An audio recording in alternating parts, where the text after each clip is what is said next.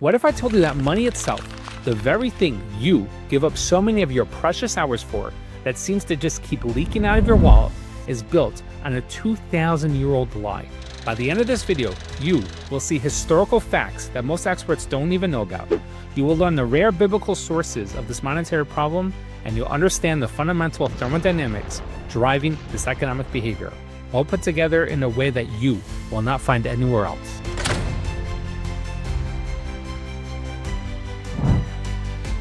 In the last episode, we exposed how debt rewires your brain for addiction. Today, we reveal something worse. The money you're enslaved to, it's not even real. I'm about to show you a crime so elegant, so audacious, that its victims think they're robbers. Understanding it might make you upset, but that righteous anger is the fuel for your financial exodus. As an astrophysicist, I'm trained to spot violations of natural law, and our monetary system violates the most fundamental law in the universe. The first law of thermodynamics states that energy cannot be created nor destroyed, only transformed. You can't get something from nothing. Every physicist knows this. But what if I told you that ancient Jewish sages discovered the same law applied to money 2,000 years before modern physics? In Tractate Kedushin, the Talmud poses a fascinating question. Can you acquire something with money that doesn't yet exist? The scenario: a man wants to marry a woman using a loan, money he's owed but hasn't collected. The sages debate furiously. Rashi says it depends. If the loan was given to be spent, it's already gone. You can't marry with vanished money. The Rambam in Mishnah Torah, Hilchos Ishus, is even more explicit. If a man says to a woman, "Be betrothed to me with the loan that you owe me," she is not betrothed. A loan is given to be spent. Think about what they're saying. Debt is not money. It's a promise of money. An IOU, it's a fiction. But here's what will open your eyes. This ancient ruling essentially declares fractional reserve banking, the foundation of our entire monetary system, to be theft. Not metaphorically, literally. Creating money from nothing violates what I call the conservation law of spiritual value. The sages called it davar shelo ba leolam, something that hasn't come into the world. You cannot sell what doesn't exist. You cannot acquire with something that isn't real. And yet, every dollar in your bank account is someone else's debt. The entire global economy is built on the very foundation that the Talmud forbids. If this revelation about money shakes you to your core, good. Hit that subscribe button, because understanding this deception is just the beginning. The rabbit hole goes much deeper. But how did this ancient crime become the foundation of modern economics? The answer lies in blood-soaked coins. The crime started small, with metal coins. Rome's silver denarius was the world's most trusted currency. But empires are expensive, and emperors found a sinister solution. They mixed cheap metals into the silver. A denarius that started at 95% pure silver ended up less than 5%. It's like buying a gold necklace, only to discover that it's spray-painted plastic, except an entire civilization was the victim. But coin debasement had limits. You could only dilute metal so much before people noticed. The real breakthrough in theft came from 10th century China. The Song dynasty invented paper money and changed theft forever. Diluting metal requires physical work, but printing money? You just need ink and the audacity to call it valuable. Think about that for a moment. They convinced an entire population to trade real goods, rice, silk, and their life's work for pieces of paper. It was history's greatest magic trick, and it worked. Until it didn't. Within 300 years, the Yuan dynasty collapsed in hyperinflation. Mountains of paper couldn't buy a grain of rice. The entropy equation had run its course. But here's the really upsetting part. They knew. The Chinese historians documented every step of the collapse. They left us with a perfect record of monetary entropy in action. And yet, during the final decades of hyperinflationary collapse of the Chinese economy in the 1300s, medieval European goldsmiths would repeat the exact same crime, but with a twist that made it even worse. The goldsmith didn't just print money like the Chinese. He created a double lie. First, he wrote receipts for gold that didn't exist. Then, and this is the truly diabolical part, he loaned out those fake receipts with interest. He wasn't just creating money from nothing, he was creating debt from nothing, then demanding real payment plus interest. It's theft compounded by extortion. And when hard-working people couldn't pay back loans of fake money with real assets, the goldsmith took their homes, their businesses, and their futures.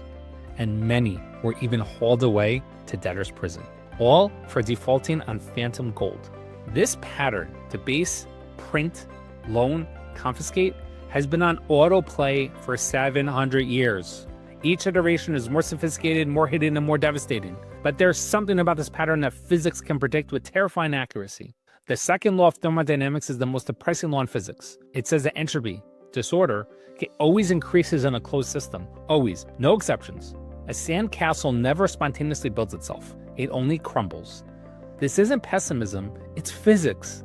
And it applies to every closed system in the universe. When I first applied entropy equations to monetary systems, I became bothered, as you can tell. Because the math is merciless. Money backed by nothing is a closed system. It has no external energy source, no real value flowing in, which means it must decay. Not might, must. The entropy rate follows a predictable curve. The Roman denarius, 280 years from creation to worthlessness. Chinese paper money, 308 years. French assignats, 7 years. German papier mark, 9 years. The speed depends on how aggressively they print, but the destination never changes. Zero. Every unbacked currency in history goes to zero. No exceptions. As a physicist, analyzing this is like watching someone jump off of a building and argue they will not hit the ground because they haven't yet. The laws of physics don't care about your optimism. The US dollar has lost 96% of its purchasing power since the Federal Reserve was created in 1913. We're not special, we're not different, we're following the exact same entropy curve as Rome. But here's what really bothers me as a scientist and a human being. They know. The Federal Reserve employs a research team of over 400 economists and mathematicians with PhDs. They know how to run these equations, they know how this ends, but they also know something else. The average person does not understand entropy. You feel more poor every year, but you blame yourself. Maybe I'm not working hard enough, maybe I'm bad with money. No, you are caught in an entropy field designed to drain your wealth as surely as heat drains from a hot cup of coffee. And here's the cosmic irony. Jewish law predicted this catastrophe and built safeguards against it. The Talmud's prohibition of utilizing davar shelo ba le'olam, something that hasn't come into the world, wasn't just about marriage contracts. It established 4 fundamental requirements for any valid transaction. It must involve physical action, genuine interest by both parties, actual ownership, and formal legal status. Modern finance violates all 4. Derivatives trade on events that haven't happened. Options sell rights to buy things you don't own at prices that don't exist. The entire 600 trillion derivatives market is built on trading things that haven't come into the world. Medieval rabbis saw this coming. They developed a heter iska, a partnership structure that transforms loans into investments, keeping money tied to real value. They created safeguards, ensuring merchant customs couldn't override moral law.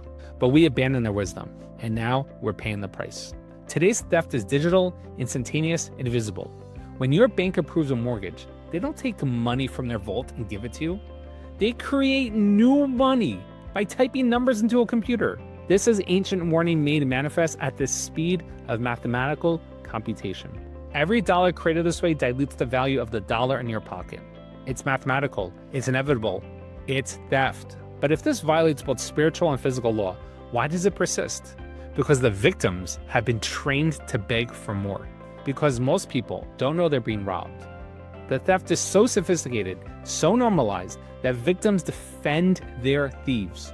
When you understand that modern fiat money itself is the con, everything changes. Your financial struggles aren't personal failures. They are the predictable result of participating in a rigged game. Here is your actionable spiritual message. Stop measuring your value in their worthless paper. The sages taught that real value comes from 3 things: Torah, avoda, gemilas chasadim. In English, loosely translated, that would be wisdom, meaningful work, and acts of kindness. These cannot be counterfeited. They cannot be inflated away. But there's something else the rabbis understood that we forgot. Even today, rabbinic authorities debate whether cryptocurrency counts as money. Some say it lacks government backing. Others argue it's just information, not substance. But they're missing the point. All modern money is just information. The only difference is who controls the database. The real question isn't whether Bitcoin is money. It's whether any unbacked currency is money. The Talmud already answered, no. The system wants you to believe that you're poor, but you're not poor. You're paid in counterfeit currency. There's a difference, and that distinction is the key to your liberation. The medieval rabbis who developed the Heter Iskar understood real wealth must be tied to real value. They created partnership structures where lender and borrower share risk, where money serves productive enterprise, not phantom speculation. We don't need to reinvent the wheel. We need to remember where we left it. But knowing the crime is only half the battle. Next time, I'll show you exactly how to keep this con running, the psychological weapons that they use to make you beg for your own enslavement. And more importantly, by clicking here, I'll show you how to build wealth that they can't steal. A wealth based on the 4 principles the sages required: physical reality, genuine interest, true ownership, and formal recognition. The biblical blueprint for financial exodus has been sitting in the Jewish texts for 2,000 years. It's time that we used it.